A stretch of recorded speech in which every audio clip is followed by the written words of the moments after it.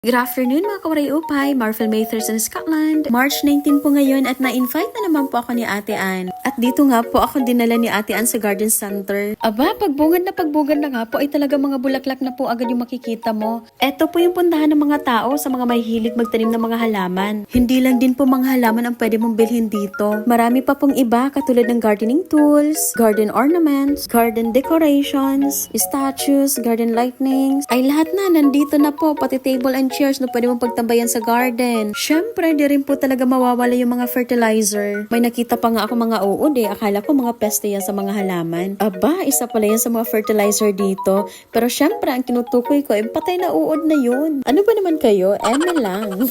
Meron kayo mga buhay na uod na fini-fertilize sa mga halaman? Mukhang wala naman ata. Ano ba naman kayo? Eto po, ipakita ko na lang po sa inyo. Ayan po siya, mealworm. Parang dry na uod siya. Tapos, ang mahal pa 12 pounds. More or less, 900 din yan in peso. Aba, mahal-mahal din. Buti na lang talaga, wala akong pera. Charot na, isama lang talaga ako ni ate. So, ito nga po yung fertilizers nila. Different kind of fertilizers. Meron din po silang seed para sa mga ibon. Nagulat nga ako. Ayan, tingnan mo. Ito, oh. Dahan-dahan pa no? More seeds, more birds.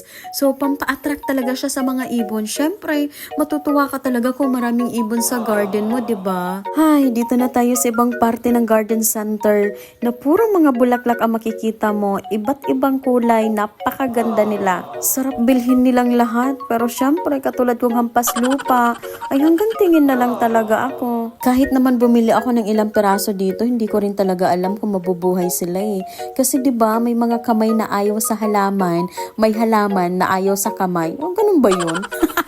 Tama ba 'yun? Hindi ko talaga alam kung ano pinagsasabi ko. Basta yun na yun, may kamay na ayaw sa halaman. Vice versa na lang, basta yun na yun. Ay, alam yun na yan, huwag nyo na akong pahirapan. Aba, ito mga kauray-upay, may nakita akong balanghoy. Kamuting kahoy kung sa Tagalog. Siyempre, biro lang. Di naman kamuting kahoy yun. Ka-look-alike lang. Sa totoo lang mga kawaray-upay, video-video na lang din talaga ako.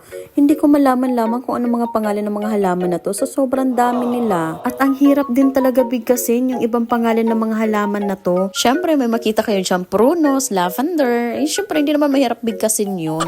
Ayun, yung kulay dilaw na yan. Ang hirap bigkasin. Aba, ayoko na basahin. Nakakaya lang. Nakapagtawanan nyo lang ako. Sarili ko nga, natatawa na agad ako Eto, may cherry blossoms dito. Hindi ko na na-check yung presyo nito. Magkano kaya to? Malamang mahal to. Ba't ko ba inaalam yung presyo? Akala mo naman bibili talaga no?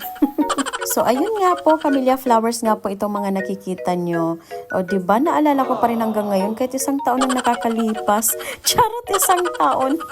Joke lang, 2 months pa nga lang ako dito sa UK 23 na po kasi ngayon at 19 pa po itong video na to. Isa sobrang busy ko ba naman? Being housewife ba? So, sobrang kabisihan, hindi na tuloy ako nakakapag-voice over. Pero sa totoo lang, nakakapag-voice over talaga ako pag wala dito yung asawa ko. Katulad ngayon, wala siya ngayong gabi. Actually, alas 12 na midnight. Wala siya at nasa trabaho. Nakakapag-isip-isip ako ng maganda. Charot, nakakapag-isip-isip. Alam mo naman talaga, may isip no?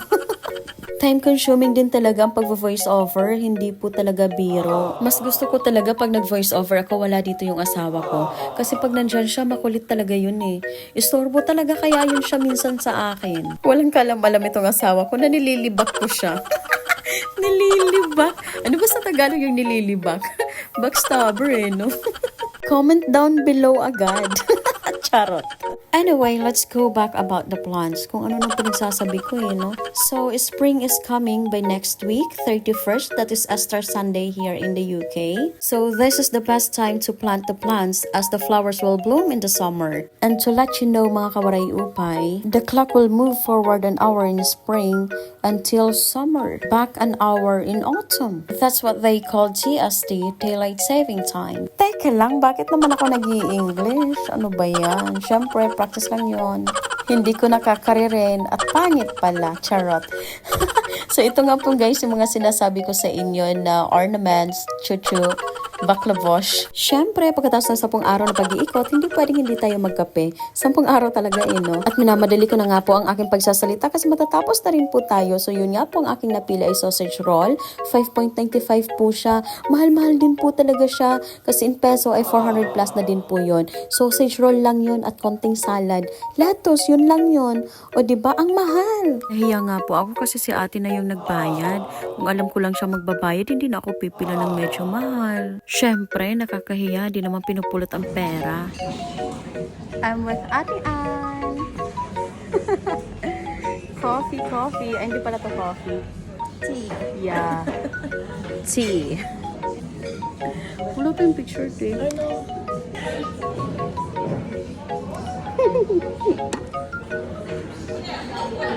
Ginger to.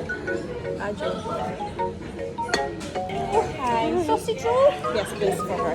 Thank you so much. Thank you. Ay, wala ka ng ano. Ano, te? Ikaw pa talaga ate kumuha. Thank you, ate. Bait talaga ni ate. Ate, hati tayo tsaan. No. It's okay. Kumain na ako kanina. Okay. Diet din ako. Okay? Ay, sana all. Diet rin.